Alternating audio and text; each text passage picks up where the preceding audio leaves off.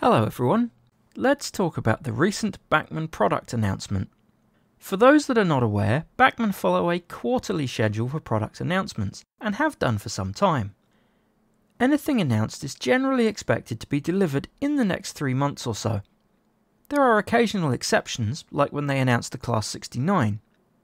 The quarterly schedule means you don't get much announced at the same time, and any new tooling they do announce has been worked on for years in secret. The headline announcement is the newly tooled Brush Type 2, or Class 30 or 31. Bachmann haven't had a Class 31 in their 00 gauge range previously, although there has been one in the Graham Farish N gauge range for a long time. It is expected to come with a feature set similar to the recent Class 37 and Class 47 models. There's variants to represent the model through the years, from introduction with the original engine as Class 30, typical operating condition in the 1970s, the 1980s and the 1990s, and a privatisation example. They follow the recent pattern of having 3 trim levels: a base DCC ready version, a sound fitted version with a DCC sound decoder, and a deluxe version with sound and additional features. Bachmann use Plux 22 sockets and Zimmo sound decoders in their current models. Based on my experiences with recent Bachmann Class 37 and 47 models, I'd say Bachmann will make a decent job of the 31. Obviously I can't tell for sure until I get a close look at one, but they haven't released any absolute clangers recently, so I don't expect them to mess this up, at least not from a model shape perspective. It's worth looking at how the Class 47 and 37 have behaved in the market while we think about the Class 31. Both of these have a recommended retail price of £240 for the base DCC ready version, with retailers offering a 15% discount from launch. That appears fairly uniform for Bachmann at the moment. The actual launch price for a DCC ready 37 or 47 was about £205. The Class 37 arrived at about the same time as a competing model from Accurascale, and replaced an earlier Bachmann model known for several body and chassis iterations, correcting successive deficiencies in previous versions. There was some model turnover, with a noticeable increase in particularly the earliest, most misshapen first-generation Bachmann 37s appearing on the second-hand market.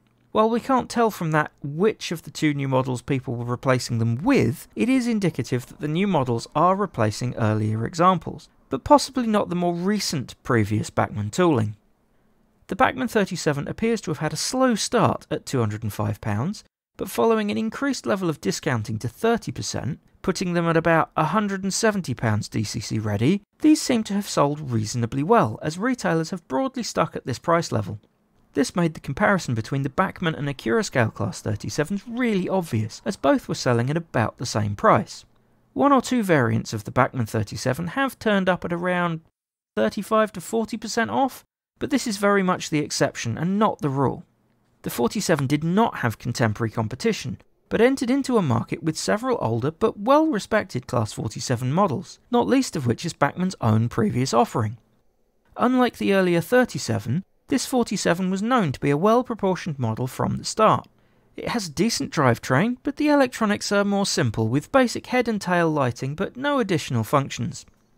It wasn't a model I'd have said was crying out for an upgrade, but given how important and widespread the Class 47 is in British rail history, I can understand why Bachmann did it. The new model's arrival did not trigger a mass upgrade of Class 47s. The new model appears to have been regarded as an evolutionary improvement, not a revolutionary one. The new 47 saw some fairly deep retailer discounting relatively quickly. Certain variants have been offered at 50% off by some retailers, although at that price they unsurprisingly didn't stick around. The Class 31 is in a similar position to the Class 37, in that it's lining up against contemporary competition in the shape of an Accurascale model, and replacing an earlier model of a somewhat questionable shape in the Hornby Super Detail era Class 31. Although to be fair to Hornby, the Class 31 is not nearly as bad as Bachmann's first attempt at the Class 37. Although to be fair to Bachmann, they did rework the previous 37 several times, and Hornby are still producing the same 31. Interestingly, in an unusual move for Bachmann, the Class 31 is pitched at a relatively keen price point, better than their previous diesel models. The recommended retail price of £200 is lower than not just the 37 and 47, but even the smaller Class 20. This prices the models at £170-ish with a standard 15% retailer discount, and checking with some online retailers, this is what's being applied to this model. That's the same price level that the 37 sat at when it dropped to a 30% discount, and also a level that price matches the recommended retail price of the Acura Scale 31, and those do sell at the full recommended retail price. Let's put a pin in the price discussion for the moment though, and have a look at the rest of the announcements. The Class 31 brings with it a new innovative feature. On the sound-fitted deluxe version specifically, an automatic uncoupling tension lock coupler is fitted. This is advertised to work with any vehicle with a tension lock coupler. Looking at how it works, I'd say anything with a current generation narrow tension lock coupler with a plastic loop and a metal hook would be required. You're probably going to have trouble with anything sufficiently old to either have a plastic hook or a complete metal loop, as the electromagnet will have difficulty grabbing onto the correct part of the coupler. At the moment, this feature is gated behind buying the sound-fitted deluxe version of either the Class 31 or the Class 69. If they make this coupler available as a separately purchased item that could be fitted to any locomotive, this could be a wonderful innovation. Moving on from the 31, there's also a Class 44, 45 and 46 peak. There are 4 D-numbered green examples and 2 tops blue examples. This isn't new tooling. In fact, this is actually quite old tooling. Bachmann have been making models from a version of this tooling since 2004, although there was a significant upgrade in 2009 which saw the model move to a 21-pin socket with a revised chassis arrangement. Last time we saw anything made from this tooling was in 2021, with the competing Hellion Peak first arriving in 2022. While the Bachmann Peak is relatively well respected in terms of shape, and there has been a concern raised about the shape of the front windows on the Hellion one, the older Bachmann tooling does not match the detail level of feature set of either recently designed Bachmann models or of the Hellion Peak. The recommended retail price on these is £189, which lines up with the Hellion Peaks currently on sale and undercuts the RRP of the next batch of Hellion Peaks by about £20. Looking at retailers, a similar level of discounting is being applied to both models at the moment. This is not a big margin, given the Hellion model is much newer tooling, and it also does not make these look like a good deal when compared to the 31 at only £10 more. Given that some of the Hellion models are currently on retailer shelves for £145, and others have been sold recently for as little as £110, Bachmann pricing a rerun of old tooling against more modern competition at that level is interesting. Anyway, stick another pin in that one, and let's move on. Finally, as far as double-O gauge locomotives are concerned, Bachmann have made a version of the Class 20 with tablet catchers in plain BR green. This is a minor update to tooling that was new in 2021. There isn't much competition for this model. There are plenty of last year's Bachmann Class 20s still in stock with retailers, but not seeing significant discounts, so retailers must be shifting them at a rate they don't see the need to apply deeper discounts to. Bachmann have chosen not to change the £225 RRP from the previous release of the same tooling. This makes a new Class 20 significantly more expensive than a new Class 31, which is odd as I wouldn't have said a single cab 4-axle Class 20 was significantly more challenging to make than a dual cab 6-axle Class 31. The venerable Bachmann Mk1, the tooling for which dates from 1999, sees an updated chassis and bogies. The bogies now feature integrated pickups in the current Bachmann style, with metal axle boxes, solid wheels and plastic axle centres.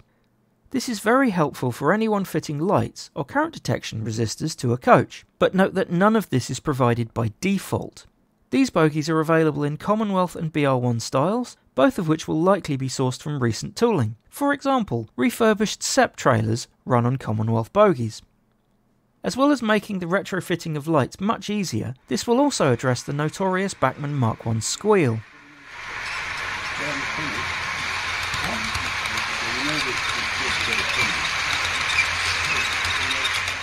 There is also a revised chassis piece, necessary to accommodate the pickups, so no, buying just the bogies as spares will not be a drop-in replacement for your old Bachmann Mk1s. Retooling this piece also offered the opportunity to revise the end of the coach, which they have taken, creating a version with removed end steps. It doesn't look like they've tooled an air-braked underframe though. Even the current day examples show the same vacuum brake gear as the 1950s versions. Unfortunately, it also looks like the misplaced coupler pocket on the Mk1 has not been fixed, as the models featured in the video have the same cranked tension lock coupler as before. So anyone hoping for an easier time swapping couplers to KD or Roco couplers will still need to do just as much surgery to fix that problem. This update is a sensible move from Bachmann. Tooling is now 25 years old, but still well regarded. This is a relatively lightweight tooling update, with the new bogies inherited from other projects, and only one new piece of dedicated tooling, the chassis and ends, created specifically for the Mk1 Coach. It solves two functional and one appearance problem with the existing model. I'm sure other manufacturers have been eyeing up the Mk1 Coach for a replacement. At 25 years old, and with a specification to match, it's got to be in some crosshairs. I mean, Hornby have tried, but they self-sabotage with their design clever strategy, and due primarily to the lack of a close coupler, have seen their model drop very much to budget or second-rate status. However, with an RRP of now £60 for a coach that doesn't even use the pickups fitted out of the box, or £70 if you also want pre-fitted passengers, this hasn't put Bachmann out of the crosshairs for fresh competition on this coach yet. If I were in product development at Hornby, for example, I'd be designing an upgraded chassis with good close couplers and pickups to put under the design clever Mk1 body. If this could be done and still retain a price advantage over the current Bachmann tooling, this would be a good opportunity to gain a decent amount of market share on a popular coach. I'm sure other manufacturers are looking at whether the Mk1 is an opportunity too. The TTA wagon is back, with 4 liveries from across the eras. This 2005 tooling notably features the as-introduced suspension style, which is really only appropriate for the transition era. This has not been changed for this production run, despite again featuring liveries from later eras. Other than this notable shortcoming, the wagon holds up fairly well for tooling old enough to drink in a pub. Priced at £35 recommended retail for pristine versions and more for weathered, seems a bit steep though.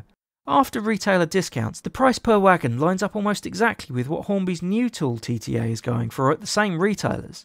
And theirs had the later suspension, required for models in Era 7 and beyond. And I thought even that was too expensive. Bachmann's TEA wagon is back in production too. This 2007 era tooling holds up well. There have been 2 other quality TEA models relatively recently, although both represent different builds of TEA wagons, with obvious visual differences.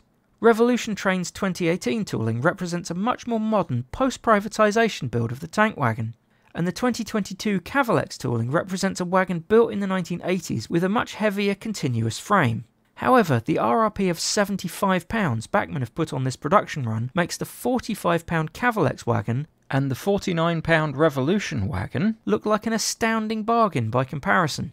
Bachmann's OBA open wagon tooling from 2006 has returned to the range too, and not long after Rapido's new tooled OAA open wagon has been delivered.